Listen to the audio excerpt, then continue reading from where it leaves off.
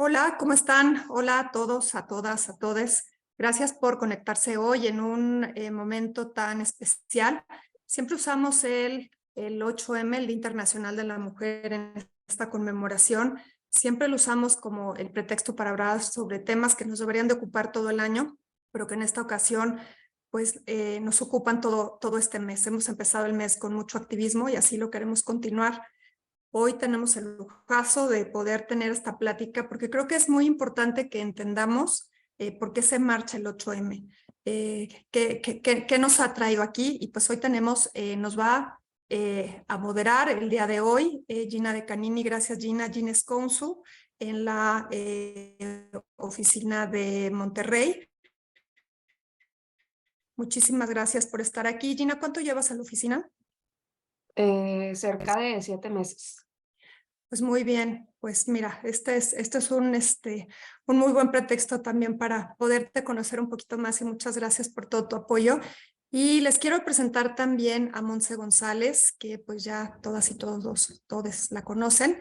Ella tiene más de 6 años en la oficina, está en el área de propiedad intelectual. Y al igual que Alejandra, que está en nuestra oficina en Monterrey, trabajando en el equipo de René Arce, con pues algunos meses ya incorporada a la oficina, pues las dos son mujeres muy sororas, activistas, muy chingonas y con muchas ganas de hoy poder llevar a cabo esta plática. Y bienvenidos a todas y todas. Es de veras un honor poderlas tener y pues estamos súper contentos porque la verdad es que este año para el 8M tenemos contingente tanto en Monterrey como en Ciudad de México con números, pues, ¿qué les digo? En un 300% mayores al año pasado y eso nos llena de mucha ilusión. Así que los micrófonos son todos suyos y muchas gracias a quienes se han conectado a este webinar. Muchas gracias, Mary Rose, y a ti, Gina, por moderar. No, gracias a ustedes. Pues sin mayor preámbulo, creo que comenzamos primero, como Mary Rose señala, pues el esfuerzo de ir a la marcha, sin duda es algo este, que algo que conmemora o algo que distingue al 8M, pero un poco previo a ir a la marcha, no sé, Ale, si nos puedas platicar qué se conmemora con el 8M y por qué marchamos. Muy bien, claro. Bueno. Es importante cuando hablamos del Día Internacional de la Mujer, entender que el Día Internacional de la Mujer es consecuencia de una serie de movimientos sociales que no son exclusivos del feminismo, que a través de diversas luchas se logró en 1975 que las Naciones Unidas reconocieran el 8 de marzo como el día para visibilizar una serie de violencias y discriminaciones que afrontamos las mujeres. Pero es muy interesante, y más que interesante, necesario estudiar brevemente el antecedente histórico del 8M, porque nos dice mucho de las discriminaciones estructurales que se han logrado combatir a través de estas luchas históricas, pero ciertas circunstancias de violencia estructural que siguen lamentablemente vigentes, pero que, bueno, se busca irlas eliminando con el paso del tiempo, ¿no?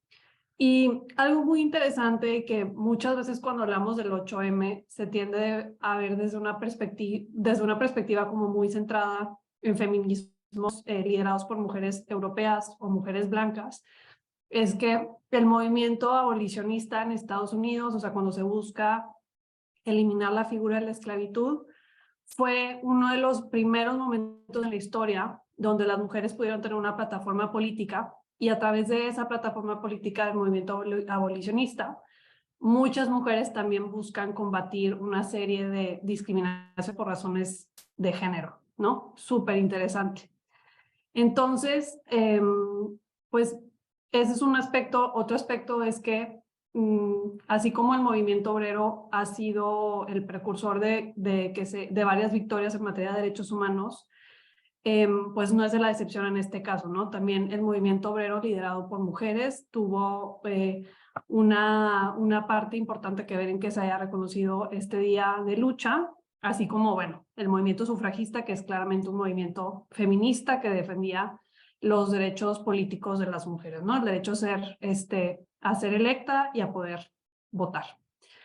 Pero es importante tener en mente entonces que este día, o sea que el hecho de que estemos hablando ahorita es una victoria como del movimiento abolicionista, sufragista y obrero que se impulsó principalmente pues en Europa y en Estados Unidos de América. Nosotros en México teníamos otros problemas históricos en ese momento. Muy bien. Y bueno, ese es el contexto histórico de cómo se reconoce el Día Internacional de la Mujer. Si lo tomamos al contexto actual que estamos viviendo en México, ¿por qué sigue siendo vigente tener este día específico de lucha o de visibilización? Pues lamentablemente como país llevamos años atravesando en general un contexto de seguridad pública difícil, complicado, y bueno, la violencia que se enfoca a mujeres y niñas pues no es la excepción. De hecho, lamentablemente, en lugar de que este contexto disminuya, ha empeorado recientemente. Y actualmente en México se cometen entre 10 u 11 feminicidios al día, que para quienes no sepan, feminicidio es la muerte violenta de una mujer por razones de género. Así, pues es bastante generalizado que las mujeres, sin importar el contexto socioeconómico en el que estemos, vivamos o seamos muy posiblemente víctimas en algún momento de nuestras vidas de por lo menos un episodio de violencia. Actualmente, el 70% de las mujeres mayores de 15 años han vivido un episodio por lo menos de violencia en su vida. Y el INEGI hace, me parece que cada 5 años, una encuesta enfocada en contabilizar estas dinámicas de violencia en el país, y lamentablemente los resultados del ENDIRE del 2021 encontraron que ha habido un aumento del 4% de la cantidad de episodios violentos que viven las mujeres, ¿no? Entonces, nuestro contexto por razones de género lamentablemente está empeorando. En Ciudad de México, por ejemplo, es una de las entidades que presentan mayor incremento en estos aspectos. El 76.2% de las mujeres en México han vivido algún tipo de episodio de violencia, y Nuevo León, pues no nos quedamos atrás. El 68.1% de las mujeres en Nuevo León hemos vivido en algún momento un episodio de violencia, ¿no?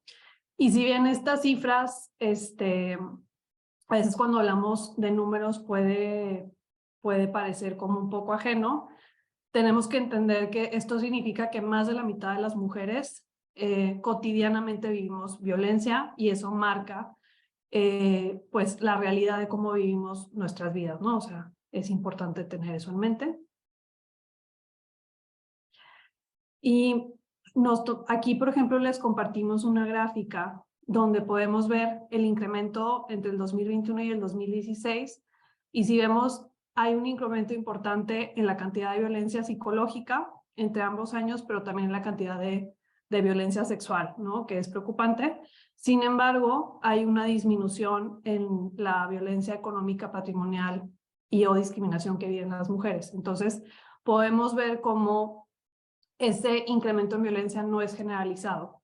Inclusive, pues se ha logrado algo en disminuir violencias económicas o patrimoniales, que significan que las mujeres estamos teniendo un poco más de posibilidad de tener autonomía patrimonial, ¿no? Para ser autosustentables financieramente.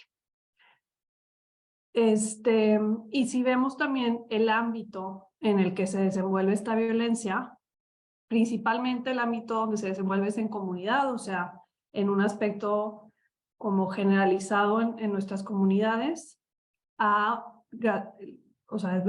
positivamente ha disminuido la cantidad de violencia que se vive en el ámbito de pareja, que eso es algo positivo. De hecho, muchas de las medidas de política pública iban o han ido enfocadas en disminuir violencia entre pareja. Ha habido un repunte en violencia escolar y ha habido un repunte en violencia que se ejerce en el ámbito laboral, que es en el ámbito en el que nos vamos a enfocar el día de hoy, ¿no? Aprovechando que tenemos el privilegio de utilizar estos espacios, pues vamos a tratar de visibilizar un poco las discriminaciones o diferencias estructurales que siguen presentándose en el mundo laboral, ¿no? Y cómo tienen esto un impacto en nuestra oportunidad como de ejercer como profesionistas.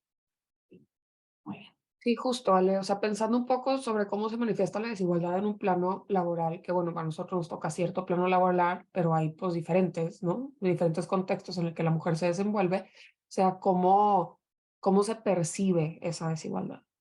Uh-huh. Es bien importante lo que menciona Gina, porque viniendo de un despacho como es Hogan Lovells, pues tenemos que partir del hecho de que nuestra realidad no corresponde a la mayoría del país, ¿no? Y si bien las mujeres en general hemos estado colocadas en una situación de desigualdad estructural, no hay una versión homogénea a lo que es ser mujer, ¿no? O sea, no nos afectan las mismas discriminaciones.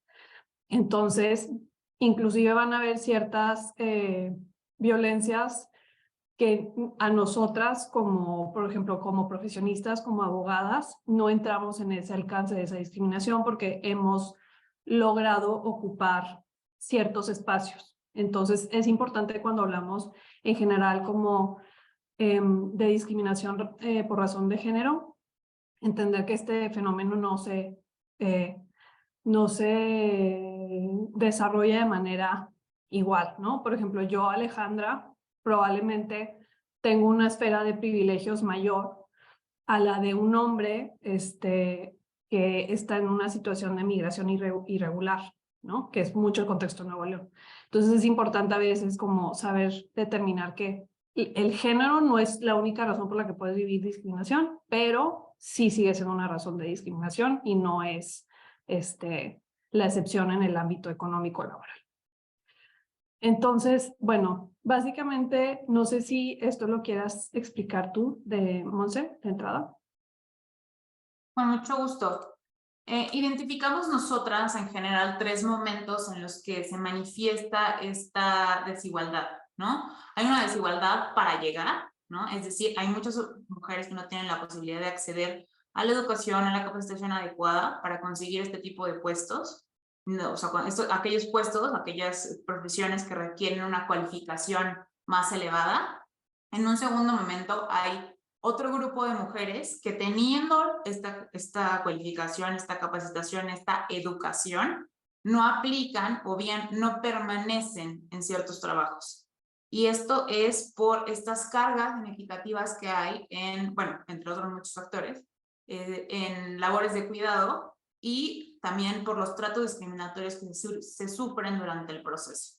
Y por último, hay aquellas mujeres que obviamente por su tesón, sus capacidades, sí llegan a puestos de liderazgo, pero aún ahí, aún llegando a estos puestos de poder, sufren un escrutinio mucho mayor que el que sufren, que el que padecen los hombres, permanente cuestionamiento sobre si merecen estar ahí y además no necesariamente, como veremos más adelante en las cifras, obtienen la compensación adecuada. Digo, solamente como un ejemplo y sin hacer ningún posicionamiento político, recientemente, a principios de año, por primera vez una mujer encabeza la Suprema Corte de Justicia y por otra parte tenemos al titular de otro poder diciendo que llegó a ese lugar porque él lo decidió, no por las décadas de labor judicial que tiene la ministra Piña, ¿no? Entonces creo que ese es como eso es como el camino que identificamos en los que se pueden manifestar estos puntos de desigualdad. Muy bien, muchísimas gracias, Monse. Y sí, o sea, justo como dices, no es que no hayan oportunidades, solo no tenemos las mismas oportunidades para llegar, porque si bien han habido avances importantes, no hemos llegado al final de la meta. De hecho, todavía nos falta bastante. Y esto, por ejemplo, nos arroja que México A comparación del promedio mundial de tasa de participación económica femenina, estamos por debajo del promedio mundial. El promedio son que 48.5% de las mujeres a nivel mundial ejercen algún tipo de actividad económica y nosotros nos colocamos aún en un 43.6%.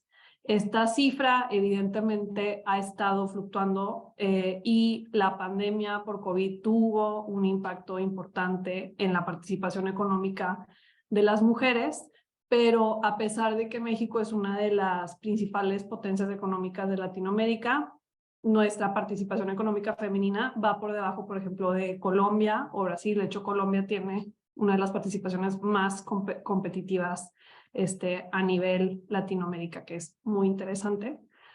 Y como dice Monse, pues esto nos indica que hay una serie de factores sociales, económicos, que a pesar de los avances que han habido, siguen imposibilitando que las mujeres nos podamos integrar en condiciones equitativas al mundo laboral, ¿no? Que es algo que debemos de buscar entender por qué sucede y pues erradicar esas razones. Y un poco aprovechando la diferencia que tienen Monse y Ale, de nuevo contextualmente en Ciudad de México y Nuevo León, ¿cómo ven ustedes el distingo de formar parte de una comunidad laboral femenina en Nuevo León versus Ciudad de México? No sé si quieres empezar tú, Monse, o me aviento. Creo que más bien es algo que advertimos recientemente comentándolo las dos. La verdad es que estos temas de discriminación siempre van cambiando en la medida que vayamos ampliando nuestra lupa, ¿no? Tengo el gusto de que Ale colaboremos juntas en un proyecto que en diferentes ocasiones hemos difundido en el despacho, que es con comunidades indígenas, con mujeres de comunidades indígenas, y las dos poníamos mucho la lupa en que no nos gustaría que fuera algo, pues, que hiciéramos con los lentes ni de Arcus Bosques ni de San Pedro Garza, ¿no? Sino entendiendo la diferencia de las realidades que viven ellas. Pero aún en estas grandes ciudades, ¿no? Como decimos, ¿no? En oficinas distintas de un mismo despacho internacional, advertimos diferentes situaciones, por ejemplo, que Ale me comentaba en relación con la participación de las mujeres en Nuevo León de la vida económica, que desde mi punto de vista, desde mis lentes de la Ciudad de México, no para mí o sea, lo daba por hecho, ¿no? Entonces, me gustaría, Ale, que les compartieras en lo que a mí incluso me abriste los ojos. Sí, pues es que es interesante porque no es que yo no sea orgullosamente regiomontana, porque sí lo soy, pero algo que culturalmente y socialmente creo que estamos muy atrasados es cómo visualizamos los roles que le corresponden a la mujer y que le corresponden al hombre en la sociedad. Entonces, irónicamente, a pesar de que somos un estado que se enorgullece mucho en su cultura de trabajo, si volteamos a ver las cifras de participación económica de mujeres, que bien han incrementado. De hecho, Nuevo León históricamente tenía una cifra de participación económica menor y en años recientes ha ido mejorando, que es algo bueno, me da optimismo de que así seguirá. Pero si lo comparamos con la tasa de Ciudad de México, pues el 50.4% de las mujeres tienen una participación económica, a pesar de que los hombres representan una participación del 73.3%, y en Nuevo León inclusive hay una participación económica mayor de los hombres, que también se puede dar a razones de son poblaciones muy distintas, o sea, la cantidad de población de Nuevo León versus Ciudad de México, pero que, bueno, en Nuevo León, si bien hemos mejorado a comparación de otros años que me parece que nos colocaban como en el 32% que es bastante bajo, sigue habiendo una disparidad importante. Y bueno, no todas las razones las podemos nada más limitar a estadística, ¿no? O sea, quienes habitamos en Nuevo León, no me dejarán mentir que pues seguimos afrontando toda una cultura de un poco estos roles de género de quien tiene la responsabilidad de mantener la familia, o sea, aportar ingresos para mantener la familia, es el hombre, y la mujer un poco se encarga de todo el trabajo doméstico, ¿no? Y de cuidado que conlleva llevar una familia. Entonces, si bien estamos mejorando, todavía hay mucho que hacer.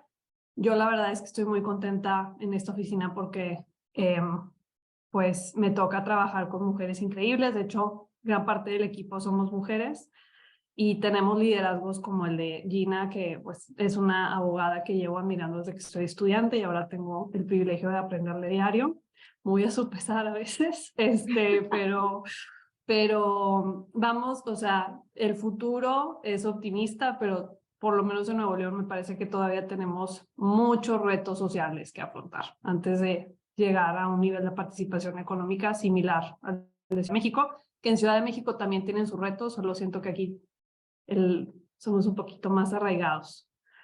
Y un poco cambiando la lupa y pensando en tipo, ok, las dificultades que tenemos nosotros para llegar a esos sitios, etcétera, pero un poco la variable masculina, cómo se manifiesta en todo esto, ¿no? Porque, por ejemplo, planeamos este tipo de eventos en donde ya hablamos sobre sororidad, ya vemos, ahorita revisaba la lista de participantes que es vastísima y eso es algo muy positivo, pero en su grueso, en su gran mayoría van a ser mujeres. Entonces, de alguna manera, ¿cómo comulga este concepto con, al final del día, dependemos o no dependemos de que no nada más nosotros estemos educadas sobre estos temas, sino también la población masculina?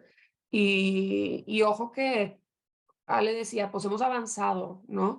Pero en ese avance, pues existen estos conceptos muy tradicionales o sea, digamos que son parte del argot, todo el mundo los dice micromachismos, porque ya creemos que pasamos de una sociedad en donde el machismo era algo, pero no se pasa este concepto de micromachismo. Entonces, ¿nos pueden explicar un poquito cómo se manifiesta esto en el mundo laboral y sobre todo, igual, si notan alguna diferencia que debe haber, ¿no? En cómo se experimenta esta cultura laboral femenina versus masculina en Nuevo León versus Ciudad de México? Claro que sí, Gina. Mira, primero que nada, me gustaría, o sea, que dejar muy claro que como todos sabemos, pero nunca está de más recordarlo, que esto es un sistema, ¿no? O sea, al final del día, claro que necesitamos la participación y no solamente la participación en escucha de los hombres, sino la participación activa de los hombres, porque en la medida en la que todos, hombres y mujeres, seamos conscientes de la problemática e identifiquemos las formas de cambiar todo esto, es que realmente va a poder haber una transformación, ¿no? Entonces, este tema que comentas de los micromachismos, pues es un tema transversal, ¿no? Porque como dicen, claro que empezamos y la violencia la forma de violencia que más nos debe preocupar, pues es la letal, ¿no? O sea, los feminicidios están ahí y no puede ser una realidad ante la cual volteemos la cara, ¿no? Eso es evidente. Sin embargo, los micromachismos son esta serie de conductas que por ser cotidianas e incluso de alguna manera soft, no se advierte que son discriminatorias. Es decir, son estas formas de discriminación diaria que realmente dejamos pasar porque es algo tan normal que no está consciente e internalizado como una forma de discriminación, ¿no? Recientemente, en el ámbito laboral, digo, para entrar un poco y seguir en la materia de lo que nos ocupa aquí a todos, se ha explorado una especie de micromachismo que afecta particularmente a las mujeres en el mundo laboral, ¿no? Que se le denomina mansplaining. Este mansplaining es una dificultad para reconocer las capacidades y conocimientos de las mujeres que tiene como efecto, igual como los micromachismos, de manera sutil y sin una mala intención, encontrar de repente a los hombres explicándole a las mujeres cuestiones sobre las que tienen plena y probada experiencia, ¿no? Por ejemplo, si quieres, Analia, nos seguimos a la diapositiva 15,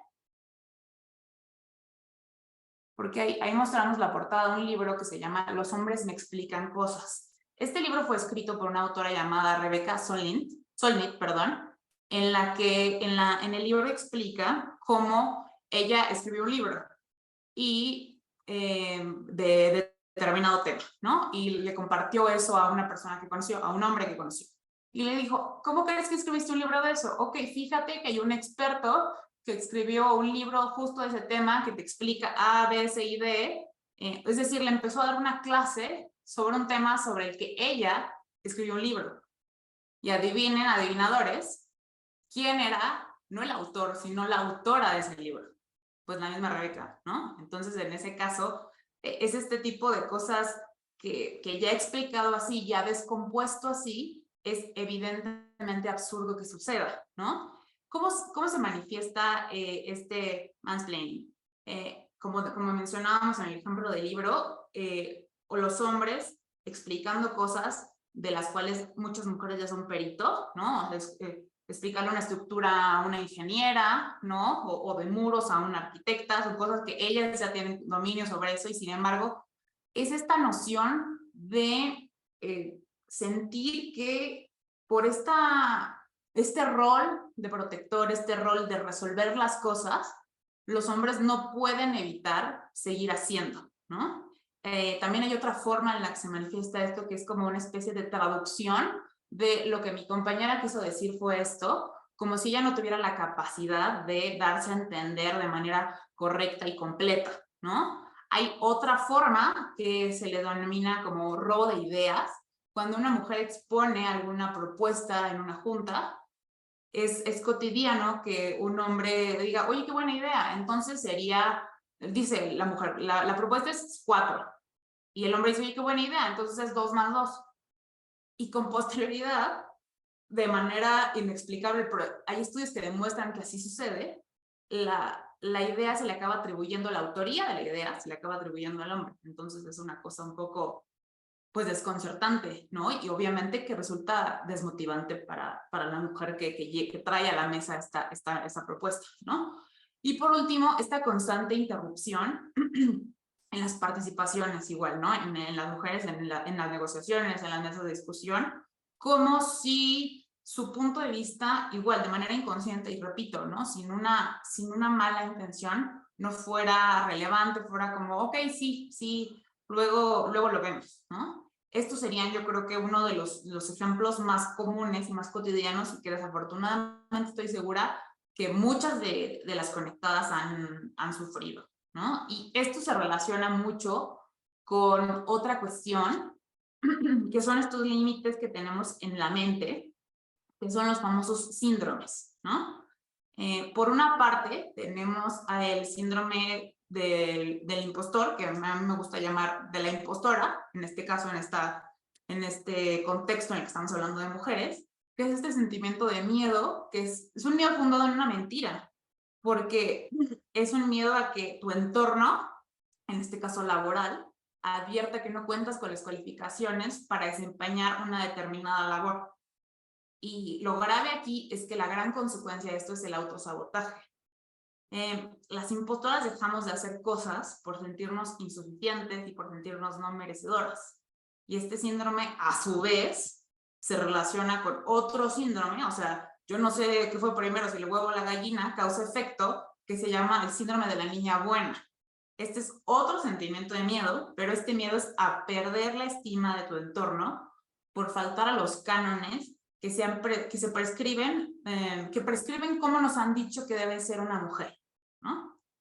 Y el problema con este síndrome es en sentido negativo, desde la perspectiva que nos previene, o sea, evita que hagamos cosas que normalmente se relacionan con, o sea, si esto fuera una cuestión masculina, una posición masculina, si estas conductas fueran desarrolladas por un hombre, serían atributos de éxito y de liderazgo, como cuáles, como ser honesta, como negociar frontalmente, como ejercer liderazgo, poner límites, decir no, o sea, estos famosos golpes en la mesa de, no de manera física, pero que son un parteaguas para que todo marche de manera ordenada y de manera clara, son este tipo de cosas que independientemente de que, como mencionábamos en las láminas anteriores, las mujeres tengan las credenciales para llegar a un puesto de liderazgo, o no se animen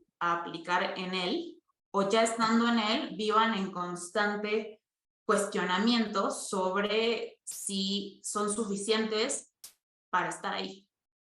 Y incluso en la presentación mostramos una cita de nada más y nadie menos, ¿no? De una posición de dirección de Facebook que siente esto, ¿no? No estamos hablando de alguien que recientemente está ocupando un puesto, no estamos hablando de una becaria, ¿no? Claro que es algo que puede pasar a ese nivel, pero que no se quita. Ese es el gran tema, ¿no? Todos podemos sentirnos inexpertos en algo al inicio. Pero aquí donde queremos poner la lupa es por qué en las mujeres no se erradica este sentimiento. Sí, yo nada más para complementar todo lo que dice Monse, ya como en temas de qué me ha tocado vivir y algunas cosas me ha tocado verlas contigo, Gina, sin decir nombres de la contraparte, pero creo que a veces como han habido avances, pero tenemos que recordar que realmente la integración de las mujeres al mundo laboral es muy reciente históricamente. O sea, si estudiamos la historia de la humanidad, es bastante reciente. Y creo que las dinámicas todavía no se han acoplado a que nos podamos sentar en una mesa de negociación como iguales. Algo que me ha tocado ver en todos los ámbitos en los que me he desenvuelto en mi corta vida profesional, es que hay un punto donde que una mujer tenga una postura y no cambie, o sea, que tenga una firmeza en su postura, a muchos hombres, principalmente hombres, les resulta muy incómodo. O sea, una mujer que está segura de lo que está diciendo, y que no se deja intimidar a veces con estas conductas como un poco bravuconas, de grito, le pego a la mesa, de alguna manera sutil, cuestiono tu inteligencia, cuestiono que estés entendiendo, te infantilizo un poquito. Entonces, a mí me quedan dos opciones. O sea, o asumo el trato que estoy recibiendo y de alguna manera como este rol de sumisión, o no lo asumo, lo combato y entonces tengo esta etiqueta de mujer difícil, tal vez me van a decir que pues sí es buena abogada, pero tiene un carácter muy fuerte, ¿no? O es muy enojona, o sin como agregar adjetivos que no son propios de este ambiente, pero que todas y todos podemos imaginarnos de lo que estoy hablando.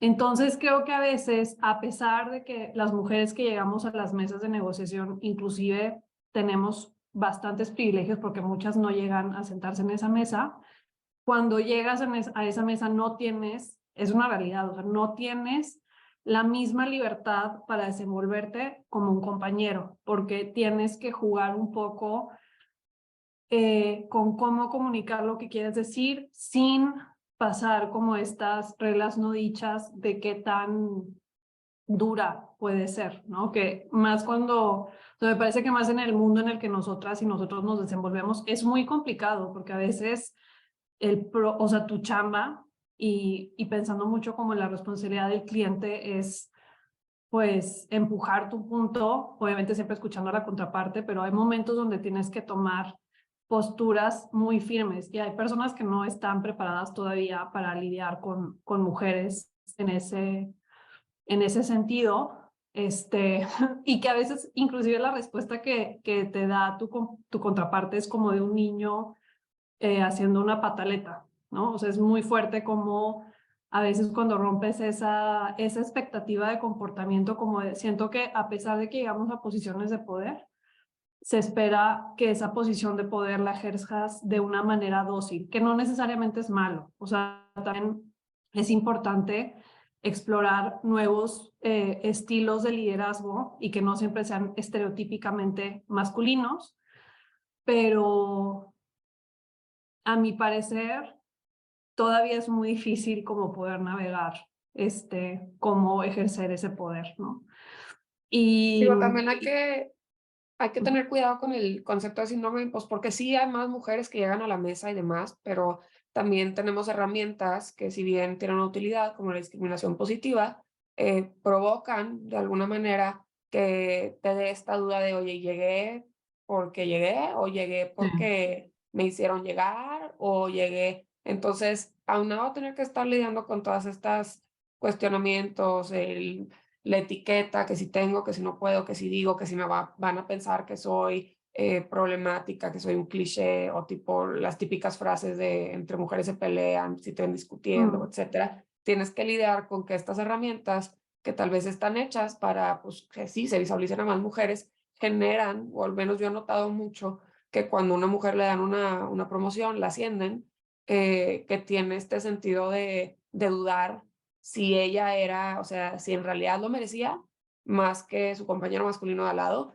o si es discriminación positiva que están ejerciendo en su beneficio.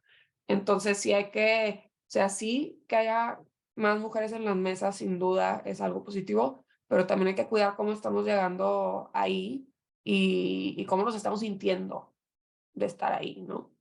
Entonces, sí, ya que llegaste y cómo te comportas y cómo te perciben, sin duda, es un tema tremendamente relevante, pero también cómo te percibes a ti misma y la naturalidad en que se dan estos cuestionamientos de, pues todo el mundo me está echando porras porque pues estadísticamente conviene que yo esté aquí, o en realidad sí me visualizan como esta persona que tiene estas capacidades. Y afecta particularmente a las mujeres esto, ¿no? O sea, a los hombres, bueno, no me ha tocado, que a veces se pregunten, ¿en realidad debo estar aquí? O es que, y es porque pues este concepto de discriminación positiva, digamos, no, pues no se tiene que ejercer para que ellos lleguen ahí. Entonces sí hay que cuidar mucho el entender pues, nuestro mérito para no tener que descansar en estas interrogantes que luego carcomen y hacen que de alguna manera pues tampoco podamos hacer nuestro rol o nuestra función pues, de la manera más adecuada. Sí, totalmente de acuerdo y creo que como agregando a tu comentario, Gina, un poco a lo que me refiero también cuando que históricamente estos lugares no han sido ocupados por mujeres, es que también es complicado a veces sentirte merecedora de algo que se te ha negado o que se le ha negado a las mujeres históricamente, y creo que es que el propósito de todas estas acciones afirmativas es que en algún momento no sean necesarias, ¿no? Que a veces pareciera que no va a llegar el día donde no tengas que utilizar acciones afirmativas para que las mujeres entremos a diversos espacios, ¿no? No necesariamente en el mundo jurídico, pero creo que juega mucho con lo que dices, o sea, que inclusive estas medidas que en teoría nos deberían de ayudar a integrarnos, vienen a veces con mucho prejuicio, porque también, o sea, es una realidad que hay personas que les parece incómodo que otras mujeres compartan o tengan posiciones que antes ocupaban hombres. Entonces, yo personalmente, el síndrome de la impostora es algo con lo que he batallado desde que era estudiante de Derecho y no he dejado de batallar con él. O sea, es algo que me ha acompañado desde antes de que fuera profesionista, pero creo que un poco lo que trato de hacer, y siguiéndole un poco también el ejemplo a Gina, es muchas veces no permitirte entrar en estas conductas de autosaboteo y de falta de confianza, como que un poco fake it till you make it, porque a veces tienes que tener disciplina de no permitir que esas dudas te tumben, porque no en este ambiente, pero hay otros espacios donde si no peleas y sostienes con fuerza tu posición, llega un compañero y con mucho gusto toma ese espacio que tú estás teniendo, porque también es incómodo que tú lo tengas a veces. Entonces, sí o sea, creo que es muy importante como entender lo complejo que es lidiar con todos estos como problemáticas en un ambiente que todavía no está 100% adecuado para nosotras, pero que definitivamente hacia allá vamos. De alguna Totalmente, manera creo que... perdón, y abonando a los comentarios de las dos, regreso nuevamente al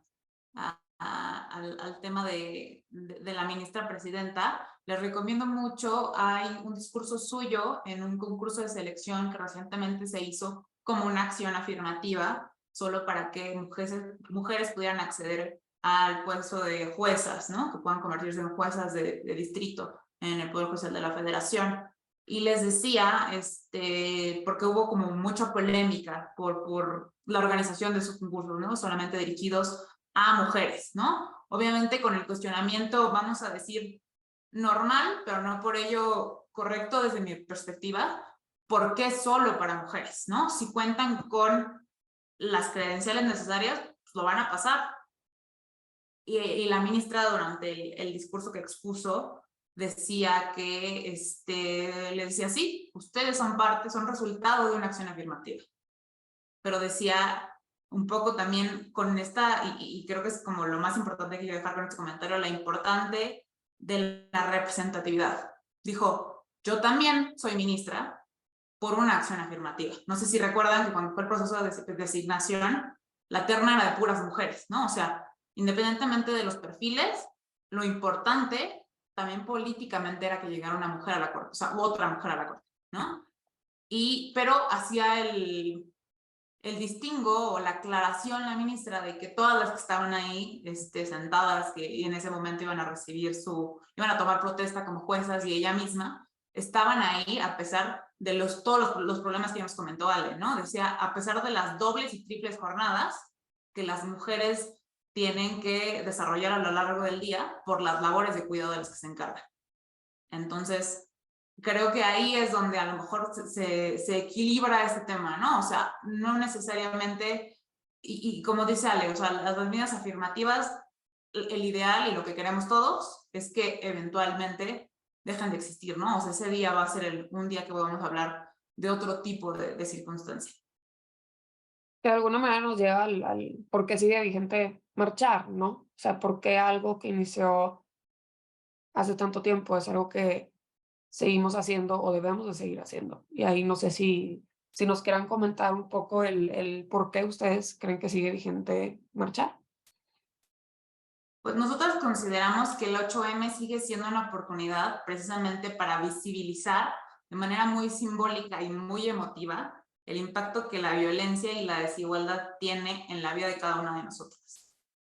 La realidad es que lo que no se ve, lo que no se nombra, lo que no se grita en el caso de una marcha, pues no se puede mejorar, ¿no? O sea, hablando de todas estas acciones, ¿no? De representatividad, de liderazgo más empático, todo esto es consecuencia de esta pugna por cambiar esta problemática, ¿no? Entonces, en ese sentido, creo que es una oportunidad vigente, o sea, no solamente a nuestro alcance, sino que creo que independientemente de que vayan o no, en el marco de esta conmemoración de marzo, del mes de la mujer, la realidad es que hay que pugnar porque esto cambie, porque incluso hay cifras de, por ejemplo, en temas de brecha salarial, recientemente me parece que fue ONU Mujeres, quien liberó una cifra de que va a tardar 200 años para que esa brecha desaparezca. Entonces, si es un cálculo con un activismo, pues justo una lucha cada vez más activa, pues no me quiero imaginar cómo pudiera eso cambiar si no se continúa en una permanente búsqueda de que esta situación sea distinta. ¿Y cómo es el ambiente de la marcha? Pregunto sobre todo porque, o sea, originalmente cuando se planteó la noción de, bueno, organizémonos a marchar, yo me sorprendí bastante de pensar que, o sea, en mi mente todo el mundo iba a estar súper cómodo marchando, ¿no? Que yo conocía a una cantidad pues de mujeres que trabajan ahorita conmigo, que de alguna manera o fueron mis alumnas o algo, yo las veía como unas activistas increíbles y yo nunca he ido a una marcha. Y yo, o sea, la manera en que cada quien expresa o digamos abona la lucha es muy diferente, pero sí me sorprendió mucho que pues marchar no es una decisión que necesariamente toma todo el mundo y tal vez sea por el ambiente de la marcha y platíquenos un poco ustedes que han ido, cómo es para las que no hemos estado en ese frente. Claro que sí, Gina. En la marcha la realidad es que cabemos todas, porque siempre va a haber al menos una consigna con la que te puedas identificar y que sientas compromiso para luchar en relación con ella, ¿no?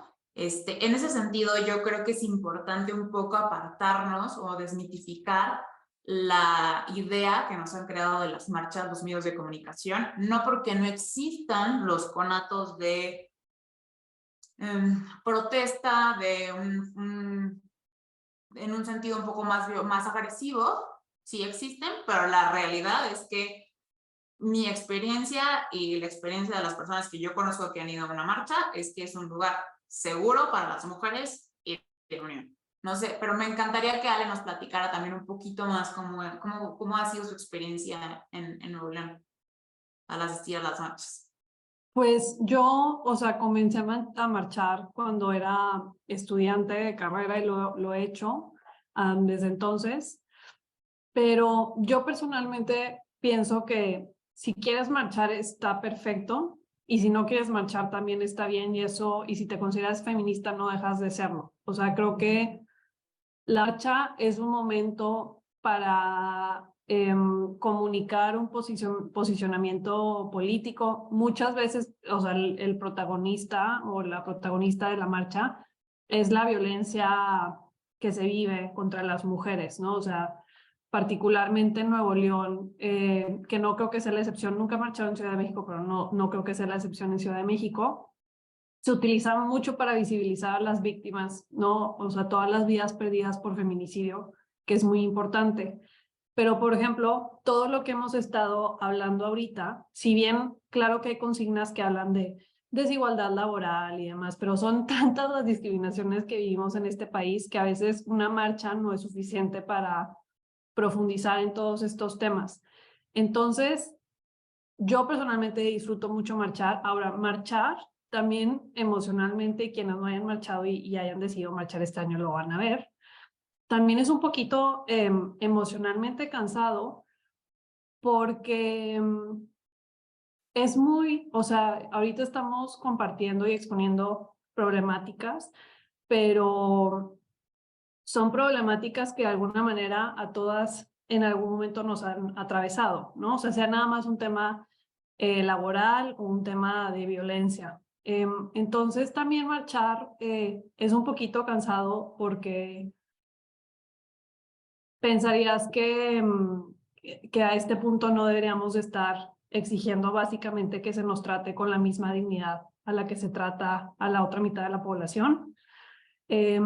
Yo, en mi experiencia, como mucho mi activismo viene de una situación de atención a mujeres que han vivido violencia, a veces también es muy cansado como sentir que luchamos y luchamos y luchamos y luchamos y esa ola de violencia como que no tiene rota, pero yo disfruto mucho marchar porque en la unión está la fuerza y también es muy bonito. O sea, la primera vez que marché fue como, yo creo que una de las experiencias más bonitas porque hay una consigna que se dice, que dice, no estás sola, estamos todas, que me parece muy profundo, o sea, si lo piensas, porque está rodeada de miles de mujeres que no conoces, probablemente todas venimos de un contexto súper diferente, pero algo nos colocó a todas estar en la misma calle caminando.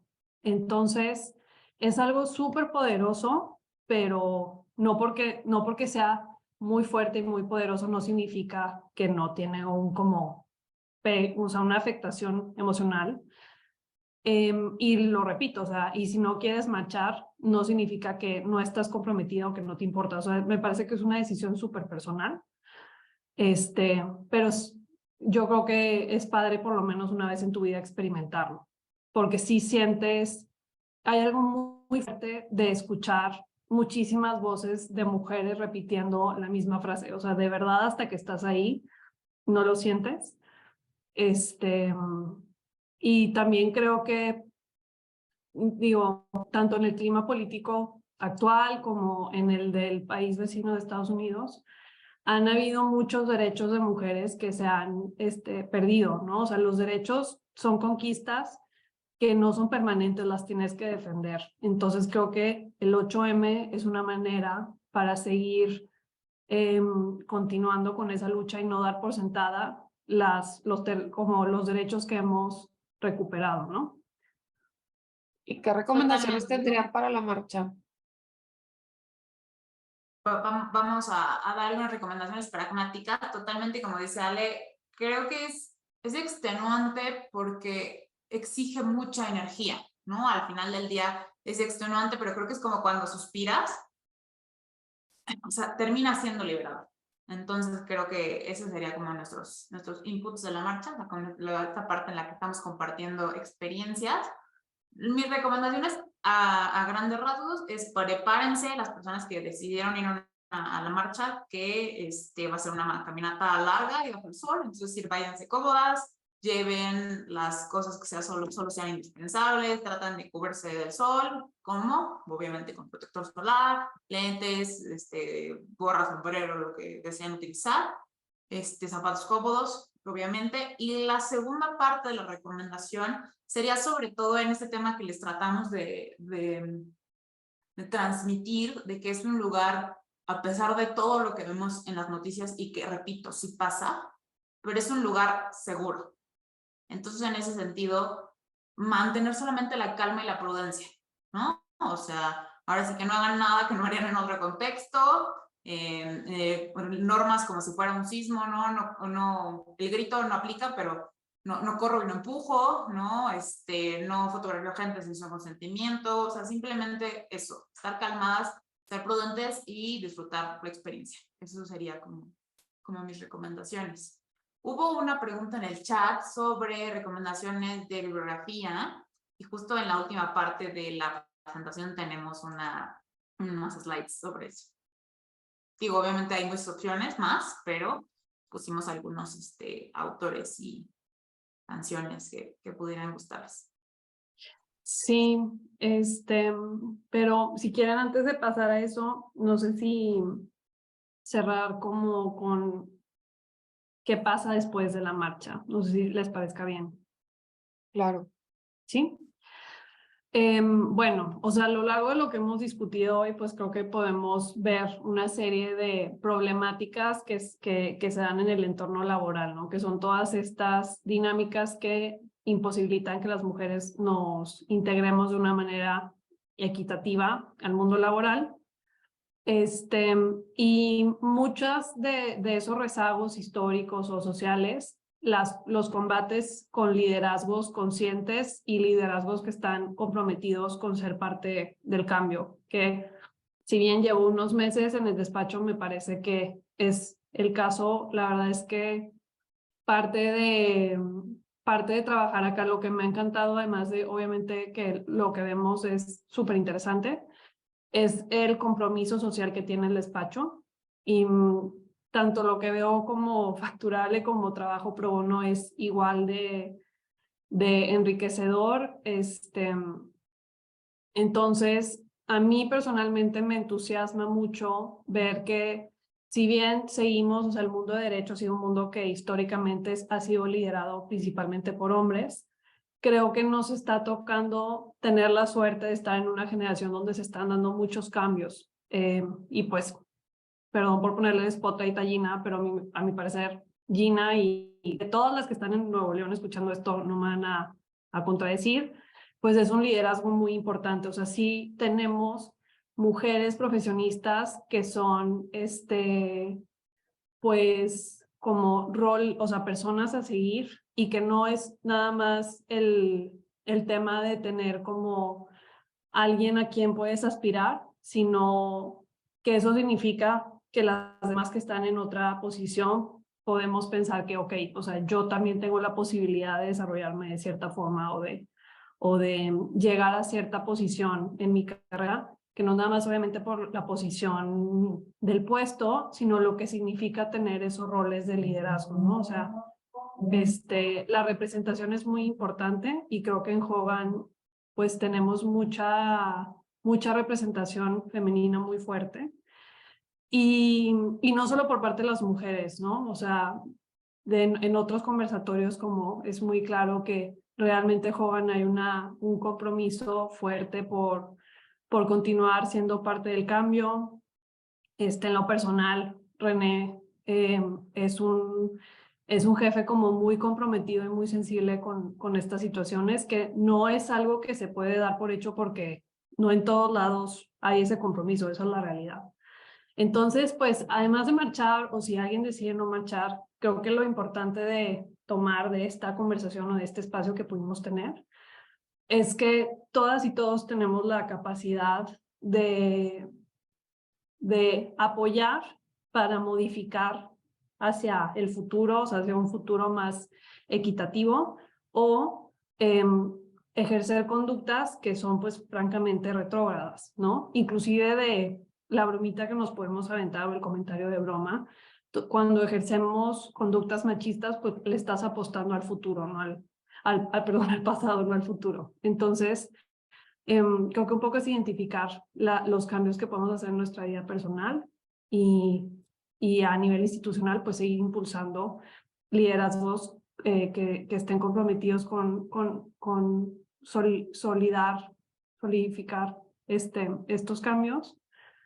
Y no sé si hay algo que tú quieras agregar, Monse. Justo esta última parte, o sea, es lo que me parece clave, ¿no? O sea, así como mencionamos que esto es una cuestión sistemática y estructural, también es cierto que se puede combatir por medio de elecciones diarias, elecciones a cada momento que todos hacemos. Entonces, esa es la clave, ¿no? Sí, o sea, elegir ir a la marcha es una forma de aprovechar una oportunidad para poner el spot en el problema. Pero no de nada, pero de poco sirve si al otro día, el 9, el 10 de marzo, yo regreso y me hago de la vista gorda respecto a todas estas conductas que realmente nos llevan a regresar cada 8 de marzo. Entonces, más bien es eso, ¿no? O sea, entender y yo no lo vería como tanto, sí es una responsabilidad, pero más que una responsabilidad es una oportunidad que tenemos en las manos de cambiar las cosas, ¿no? Eso sería lo que yo diría. Pues muy bien, no sé si alguien tenga preguntas, yo creo que está Solamente, bastante... Gina, Ok. si me permites, perdón, nada más quisiera yo del chat, bueno, agradecer la presencia también de todos los aliados, las aliadas, todos los aliados también que hoy estuvieron presentes. Gracias a Omar Guerrero, nuestro MP, por conectarse. Y también Ceci Stalhut hizo aquí algunos comentarios, nada más que me gustaría comentar. Dice, otra situación común es la falta de reconocimiento a la mujer como individuo. Es una práctica común el que se felicite a la mujer y su colega hombre, la mujer y su jefe, la mujer y su equipo de trabajo, lo cual es poco común en tema de hombres. Y también, pues, Ceci ha sido, pues, una gran activista y ha estado en la marcha en los últimos 4 años. El año pasado tuvimos la oportunidad de ir juntas y creo que, pues, la marcha hasta cierto punto es un lugar seguro para todas y, pues, estamos súper contentos de los contingentes que se están armando para este miércoles. Muchas gracias. Claro, si es un esfuerzo, pues yo al menos en Monterrey preguntaba cuánta gente ha ido la vez pasada y sí se ve que pues hay mucho más presencia y esperemos que pues no sea en vano, ¿no? Que esto tenga tanto un significado como dentro de la cultura del despacho como socialmente, ¿no? Y pues sí, a marchar y a seguir siendo pues, lo que somos, ¿no? Y apoyándonos a todas. Hay otra pregunta en el chat que es de Andrés, muchas gracias. Dice que nos pregunta qué podemos hacer, qué pueden hacer los hombres durante el 8M y el 9M. No sé si quieras comentar contestando a él. Sí, súper buena pregunta. Creo que el 8M es un buen momento para educarse. O sea, aquí les ayudamos bastantito, entonces, y no sé si les vamos a poder hacer llegar esta presentación, espero que sí, para que puedan ver otra información estadística que recopilamos, pero es un momento bueno para estudiar, pues, las realidades que atravesamos a veces las compañeras. Y el 9M, yo tengo, o sea, me parece que es un momento para evaluar cómo si las mujeres tenemos o sea, un impacto importante en el día a día. También el 9M es importante, o sea, mencionar que no todas las mujeres pueden parar el 9 de marzo, ¿no? Entonces, creo que es una oportunidad tanto para ustedes como para nosotras también cuando tenemos ciertos privilegios que otras no tienen, como de entender cuál es nuestro rol en esas dinámicas y si podemos hacer algo como para combatirlas o disminuirlas. pero en general creo que es un buen momento para educarse, pero con el compromiso de educarse, porque creo que a veces estos temas pueden ser incómodos, porque implica no solo lo que estamos discutiendo en el ámbito laboral, sino los temas relacionados con género cuestionan muchísimo de nuestra identidad propia, ¿no? Entonces creo que lo más importante es tratar de educarse con una mente abierta y para entender. Yo lo que diría, nada más agregando lo que ya lo explicó muy bien, yo diría 2 palabras. Ser receptivos y ser proactivos. Estos 2 días yo creo que principalmente desde un punto de vista de informar, de poner la lupa en la problemática, pero el resto del año pues ser propositivos y pues vaya, o sea, seguir adelante y todos los días hacer, o sea, emprender acciones para que esto cambie. Para que toda esta situación cambie para todas nosotras necesitamos de los aliados, sin duda, porque hasta el momento pues están en la mayor parte de los casos pues son el cúmulo de la toma de decisiones. Entonces sus decisiones, su solidaridad con nosotras y como bien dicen Ale, Monse, Gina, el tema que estén aliados ahora con nosotros, que nos escuchen, que se conecten, o sea, desde conectarse a esta plática, pues ya son acciones propositivas que sin duda nos van a ayudar a pues pronto tener ya que dejar estos temas atrás y que podamos hablar de la violencia contra las mujeres como un tema del pasado. Muy bien. Pues Gracias antes de a todos. cerrar... Ay, perdón. Al final de la presentación compartimos los libros, los videos, los materiales audiovisuales que les recomendamos. Hay obviamente muchísimos más, pero fueron algunos que quisimos poner en la presentación. Y pues nada, a seguir en esto. Les haremos llegar de cualquier manera, Monse, si están de acuerdo, les haremos llegar la presentación a todas las personas porque creemos que tiene información súper valiosa. Muy bien. Pues muchas gracias por su tiempo y por permitir estos espacios y que tengan una muy bonita marcha a quienes vayan a marchar. Gracias, suerte a todas. Gracias.